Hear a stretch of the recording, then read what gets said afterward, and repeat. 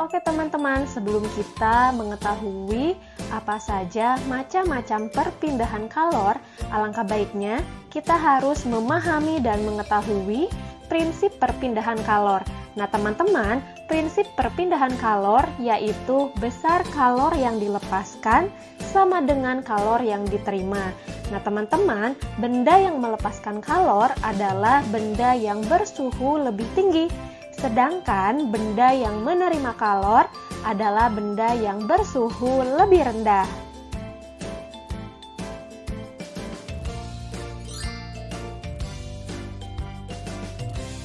Nah, teman-teman tahu nggak sih bahwa benda-benda di sekitar kita ada yang bisa menghantarkan panas dan juga ada yang tidak bisa menghantarkan panas.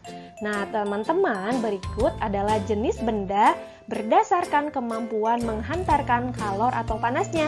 Terbagi menjadi dua, yaitu ada konduktor dan isolator. Nah, teman-teman, konduktor adalah benda yang dapat menghantarkan kalor atau panas dengan baik. Contohnya, besi dan aluminium. Sedangkan isolator merupakan benda yang tidak dapat menghantarkan kalor dengan baik. Contohnya, kain dan kayu.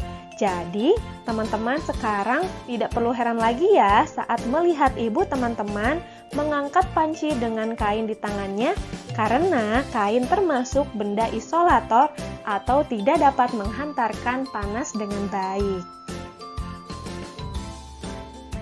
Selanjutnya, pernahkah teman-teman merasa bingung kenapa saat sendok dimasukkan ke dalam air panas, sendok ikut menjadi panas?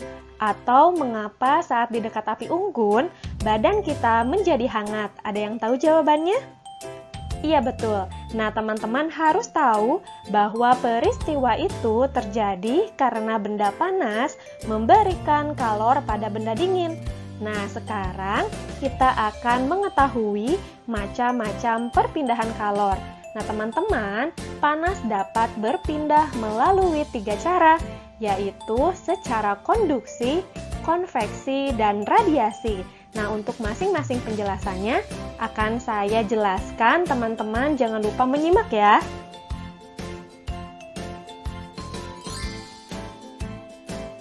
Oke teman-teman, macam-macam perpindahan kalor atau panas yang pertama, yaitu secara konduksi atau hantaran.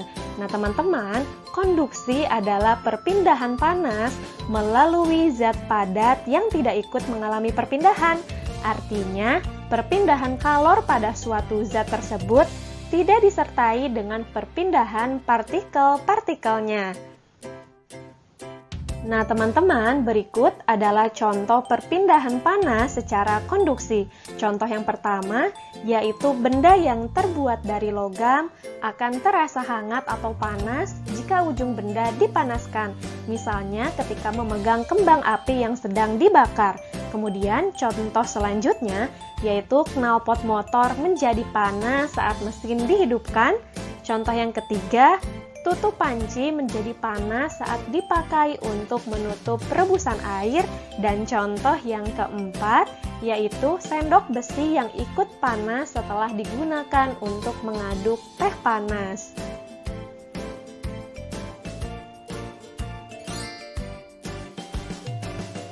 Oke teman-teman, selanjutnya perpindahan kalor atau panas yang kedua yaitu secara konveksi atau aliran.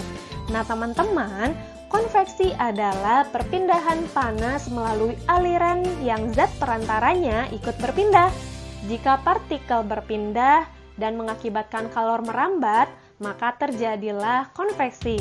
Nah teman-teman, konveksi ini terjadi pada zat cair dan gas seperti udara atau angin. Nah teman-teman, berikut adalah contoh perpindahan panas secara konveksi. Contoh yang pertama yaitu gerakan naik dan turun air ketika dipanaskan. Kemudian contoh yang kedua, gerakan naik dan turun kacang hijau atau kedelai dan lainnya ketika dipanaskan atau direbus ya teman-teman. Kemudian contoh yang ketiga, terjadinya angin darat dan angin laut. Contoh yang keempat, gerakan balon udara. Dan contoh yang kelima, asap cerobong pabrik yang membumbung tinggi.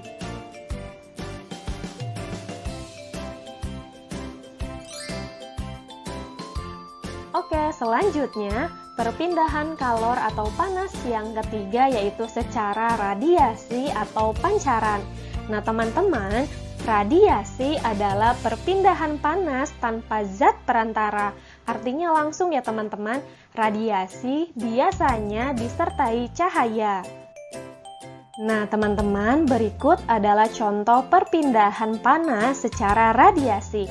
Contoh yang pertama, panas matahari sampai ke bumi walau melalui ruang hampa. Contoh yang kedua, tubuh terasa hangat ketika berada di dekat sumber api.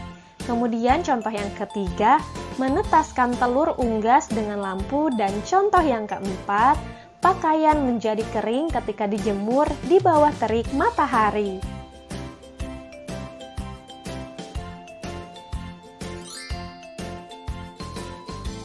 Nah, teman-teman, tadi teman-teman telah mengetahui contoh benda yang dapat menghantarkan panas serta benda yang tidak dapat menghantarkan panas.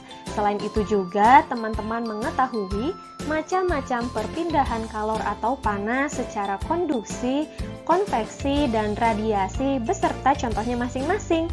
Jadi, dari pembelajaran kita kali ini, dapat kita simpulkan bahwa perpindahan panas terjadi karena adanya perbedaan suhu antara beberapa bagian yang terhubung. Panas berpindah dari benda yang bersuhu dingin ke benda yang bersuhu lebih rendah. Nah, teman-teman, panas dapat berpindah melalui 3 cara, yaitu secara konduksi, konveksi, dan radiasi. Oke teman-teman, cukup sekian pembahasan materi dari saya. Mudah-mudahan bisa bermanfaat bagi semua.